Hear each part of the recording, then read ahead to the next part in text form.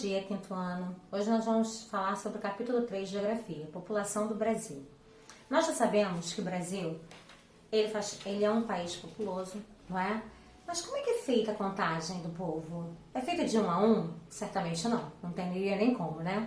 Ela é feita baseada em projeções. O que é uma projeção? Vamos abrir primeiro lá o nosso livro, lá na página 122. Você pode acessar a plataforma do SAIS ou o livro em papel. Projeção. Projeção é um número provável de habitantes definido por meio de estudos feitos com cálculos matemáticos. E quem faz essa contagem? É o Instituto Brasileiro de Geografia e Estatística, o IBGE. Não é? Através de que instrumento? Através do censo demográfico, que é feito de 10 em 10 anos. Né?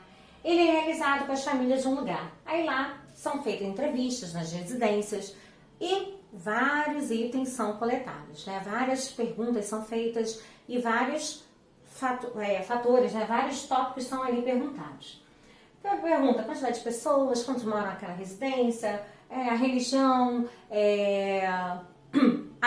quem está empregado, as atividades econômicas, a escolaridade, ou seja, para traçar o perfil do povo brasileiro. Não só para sabermos quantos são, mas o perfil do nosso povo. Né? Aí a gente percebe aqui esse gráfico, que a gente começou a perceber o crescimento da população brasileira. E desde 1950 até 2100. Ou seja, nós temos aqui um dado reais e projeções, ou seja, a expectativa, o que se imagina o que vai acontecer. Nós temos aqui, olha, a partir de 2050 nós vemos aqui um pico desse crescimento e um declínio depois, ou seja, um envelhecimento da população, ou seja, onde a população de idosos se tornaria maior em relação à de jovens e adultos. Então, assim, pelos estudos, pela dinâmica do que vem ocorrendo, isso vai sendo permitido um envelhecimento da população brasileira a partir de 2050 aqui. A gente observa aqui, se a nossa população tem aumentado, isso é porque o nosso crescimento vegetativo, como está aqui ó, no último parágrafo da página 22, tem sido natural, tem ocorrido. Ou seja, eu tenho mais nascimento do que morte. Né? Como ele mesmo diz, a população cresce quando em um local nascem mais pessoas do que morrem. Então, os dados do censo demográfico vão me trazer muitas informações. E essas informações são importantíssimas para quê? Para as políticas públicas, né? Para planejamento dos esgotamento sanitário, para o planejamento dos planos educacionais, planejamentos também de obras de infraestrutura, obras para atender o público-alvo, também para as empresas, para elas saber qual é o perfil dessa população. Vamos lá para a página 124. Como são os brasileiros?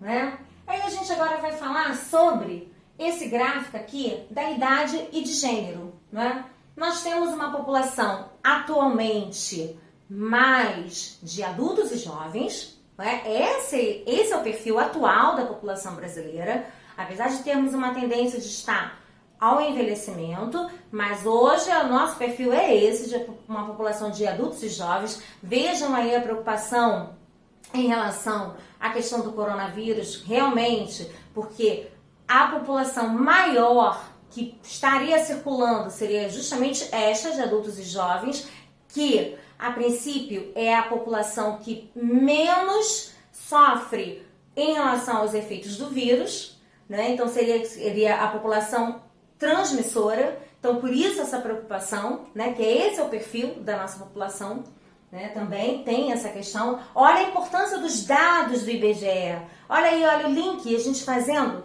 por que é importante a gente estar estudando, né? Então olha só, e aí ele pode tomar decisões de como investir, aonde ele está precisando, olha a precariedade, aonde está ali precisando mais, esse perfil precisa atender. Então, todos esses dados também vai traçando ali a identidade desse país. Né? E a gente começa a descobrir uma outra coisa que esses dados também estão nos fornecendo. os integrantes da família vêm diminuindo ao longo do tempo. Ou seja, as famílias têm optado por ter menos filhos, né? E também um outro dado que tem sido visto é que mais tarde também, as famílias têm tido filhos mais tarde, ou seja, as relações familiares, né, as novas relações, elas têm optado por terem filhos mais tarde. Ou seja, então a gente tem menos filhos, filhos mais tarde, então a gente já observa um perfil que se diferencia de antigamente, né? Então tudo isso vai mudando o perfil, vai mudando também a relação. Antigamente você já tinha famílias que tinham 5, 6, 7 filhos, hoje em dia você já vê famílias que têm 1 ou 2. Então tudo isso, quais são os fatores que influenciaram nisso? Os avanços da tecnologia, como a gente vê aqui na página 125. Os avanços da tecnologia, a infraestrutura em saúde, né? Também a questão do esgotamento sanitário, né? O esclarecimento, o acesso às informações por parte das pessoas também, né? Então a estimativa de vida também começou a aumentar. Isso fez uma grande diferença. Olha aqui, olha. Na década de 40, né, do ano de 1940, as pessoas tinham como expectativa de vida 42 anos. Chegar aos 42 anos era o máximo, né?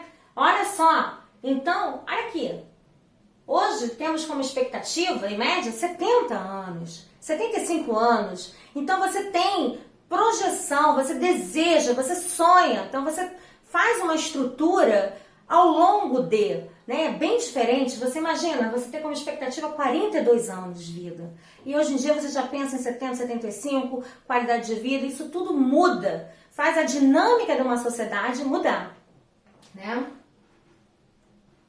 Fora também o número de nascimentos aumentou, porque ao acesso ao pré-natal, tudo isso faz com que essa taxa de natalidade infantil também ela venha aumentando. Isso tudo faz com que a gente venha ter um traçar de um perfil mudando. Isso tudo, qual é a fonte dessas informações?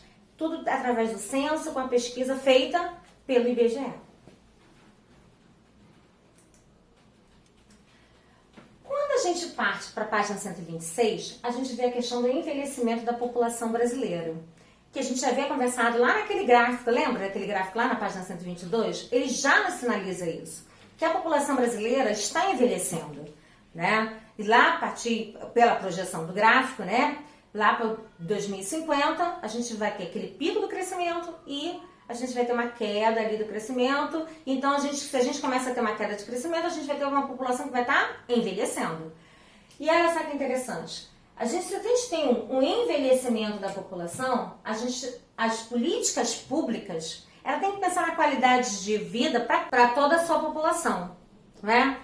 Agora, se eu tenho um envelhecimento da minha população, eu também tenho que pensar nesse público, né? Nessa população que está vindo aí. Então, em acessibilidade, né? Políticas da saúde preventivas e também onde eles precisarão mais, isso é fato, né? Então, tudo isso, pesquisas envolvendo dentro dessa área. Então, olha só, a gente coloca aqui, ó, lá na página 126, lá no último parágrafo, ao envelhecerem as pessoas podem ter mais dificuldade de locomoção, comunicação, sofrer falhas de memórias. Por isso, há idosos que precisam de auxílio de outras pessoas para exercer suas atividades diárias, né? Por esses motivos, é importante que os governantes proponham ações para garantir serviços de qualidade à população dessa faixa etária, além de opções de lazer, trabalho e estudo. Então, sempre, políticas dentro dessa área de estudo, lazer, trabalho, ela vai estar envolvida. Brasil em cor e raça. Aí, em relação à cor e à raça, existe uma diferença porque essa informação ela é autodeclarada. O que é uma autodeclaração? A pessoa responde de acordo, como está bem claro aqui, como ela se vê, né? A pergunta é feita, você tem 5 opções: indígena, parda, amarela, preta ou branca. Então a pessoa se autodeclara. Então ali como ela se vê. Então a opção ela vai dizer de acordo com como ela se vê. Aí a gente vê aqui um gráfico lá na página 127, bem interessante, que o Brasil em 2000 e 2010. Em 2000, a gente observa que as pessoas, em sua maioria, se autodeclarava, né, branca. Agora a gente já vê, em 2010, uma mudança, onde a gente vê já que a maioria se autodeclara parda. Então a gente já vê que já há uma mudança nesse perfil. O que isso vai nos indicar, o que está pensando, o olhar das pessoas, como as pessoas andam se vendo, né, dentro dessas opções entre cor e raça. A distribuição da nossa população, ela é desigual.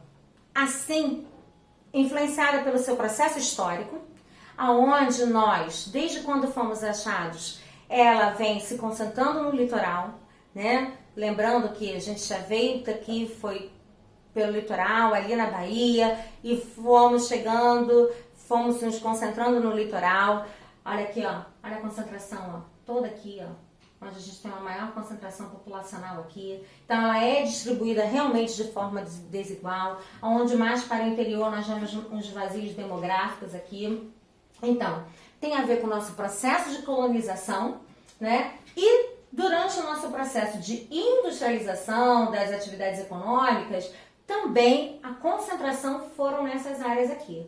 Principalmente nas regiões sudeste, nas principais capitais das regiões sudeste, sul do país, mas aqui, ó, principalmente nas principais capitais da região sudeste. Logo, a gente tem uma distribuição dessa população onde eu tenho uma maior concentração dentro de um espaço e em outros locais quase que vazios demográficos, né? Aí a gente vê assim, ó, olha só, essa forma desigual da concentração da população. A gente vê em pouco espaço, muita gente.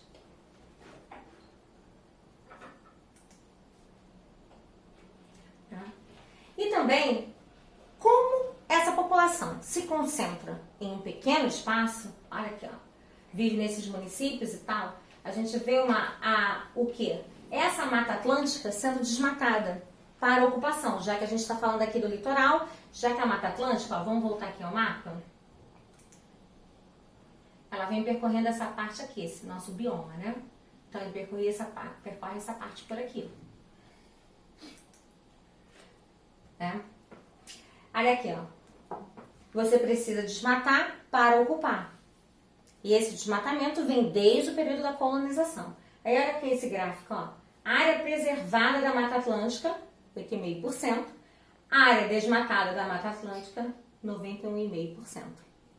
Né? Para a ocupação, para habitar, né? E isso influencia até nesses momentos. Quando a gente tem uma maior concentração, né, dessas pessoas, até nas políticas públicas, como agir, como fazer, porque a distribuição ela não está de forma desigual. Até o comportamento da população diante de uma doença, então diante diante desse problema que a gente está vivenciando agora do coronavírus, vocês vejam, as políticas elas têm que começar a agir, mas você tem que pensar nos locais das grandes concentrações. Como é que vai agir? Porque há um diferencial. O Brasil, ele é um Brasil, lógico, nós somos um país como um todo, mas nós temos essas questões, onde há locais com uma grande concentração, outros com quase nenhuma. Então a gente vai a distribuição. Então todos esses dados que são coletados pelo censo, eles nos auxiliam e auxiliam as políticas do governo de uma forma importantíssima. Então, não é apenas são dados, não. São dados essenciais para as políticas públicas, para o planejamento, para ações futuras também.